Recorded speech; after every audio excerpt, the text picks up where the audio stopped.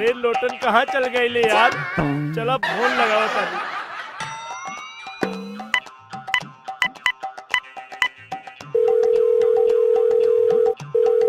हाँ रंगीला बोला। अरे यार कहाँ बड़ा तू लोटन। हम मार्केट में बानी, तू कहाँ भैया? अरे हम घर आ गए नी, हमके बहुत जोर भूख लागल बा। घर में ताला मार के गइल बाड़ा तू, जल्दी आवा। 5 मिनट रुका, आवा तानी।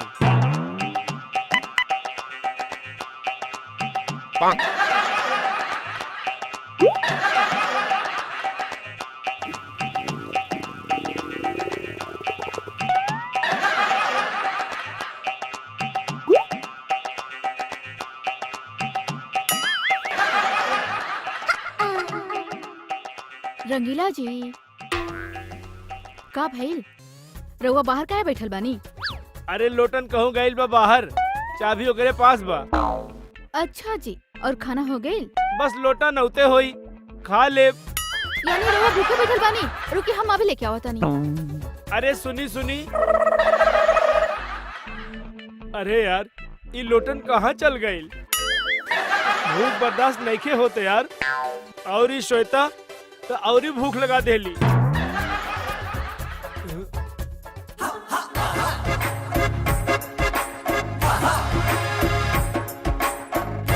ये लीजिए रंगीला जी, खाना खा ली।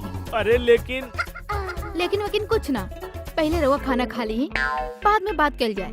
और हाँ स्वीट, खाना होए के बाद जरूर बताई कि हमार हाथ के खाना रउआ के कैसन लगा।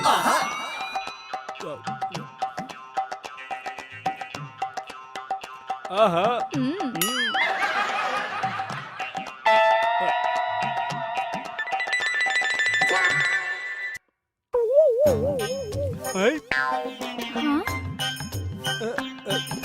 का भेल रंगीला जी?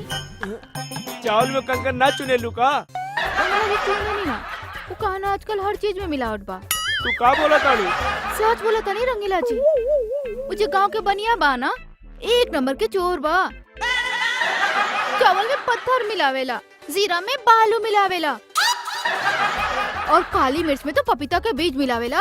अगर तू ऐसा करत देखले बाड़ू तो शिकायत काहे ना कैलू? अरे रंगीला जी, हमें ना को लोग शिकायत कैले, बाकी वो सुनेला कहाँ। रंगीला जी वो हर चीज डुप्लीकेट बेचेला और केहू एक्शन भी ना लेवेला। अब रउए बताई हम का करें?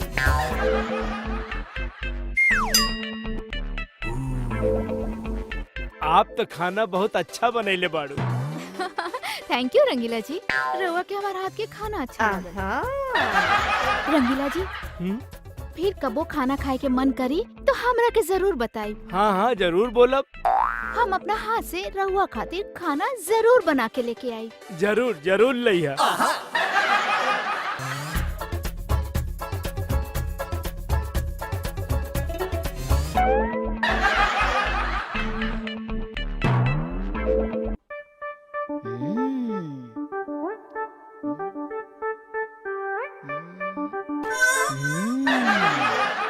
का रे, इन्हें देख, उधार लेवे के वक्त लालची दे दा।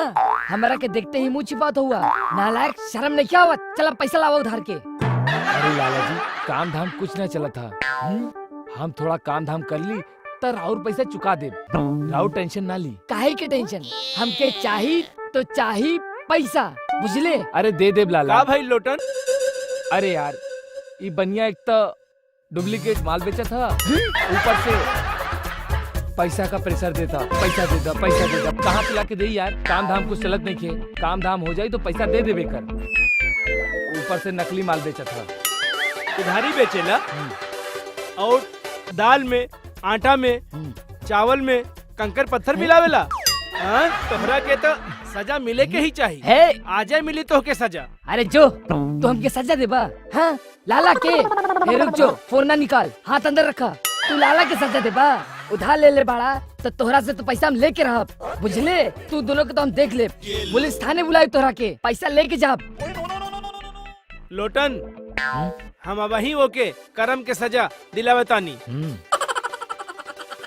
हेलो, हाँ इंस्पेक्टर साहब, आ जाई, जल्दी आ जाई। इहे पता पे आ जाई। चुप रहा।